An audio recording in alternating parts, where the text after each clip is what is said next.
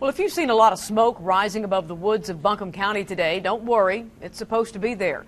The U.S. Forest Service has been conducting a prescribed burn in Bent Creek, torching 43 acres in the name of research and fire safety. News 13's Frank Crocker is live there now. And Frank, what are researchers trying to learn? Well, they want to better understand the effects of fire in mountain hardwood forests like this. Now, the hope is that'll help them with resource management and ultimately help protect all of us.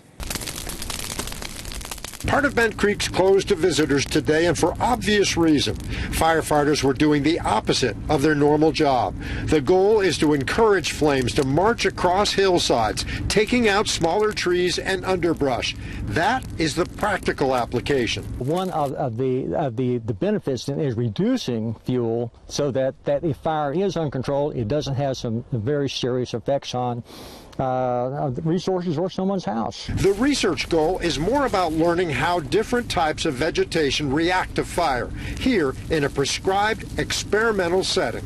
What the researchers do is look for the effects of fire, and then we provide this information to the landowners, the manager, and let them decide if that benefits their particular use. Firefighters say from their end of this project, this is literally a prescription for safety.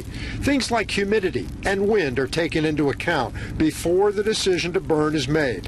They try to stick with restrictions everyone faces. Sometimes, the state of North Carolina will put out a burn ban, and tells folks that they can't burn in their backyard, and that doesn't necessarily apply to us, but we won't burn during that time just because of that, because how that might be perceived. And researchers believe the perception that flames and forests don't mix must be changed, that what they're doing here is essential to protection of people and property, and their belief this is the best way to do that. It's particularly important for so many years, fire was excluded from these ecosystems, and now we're bringing it back.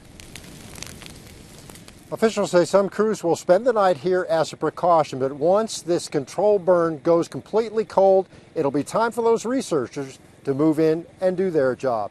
Reporting live in Buncombe County, Frank Crocker, News 13.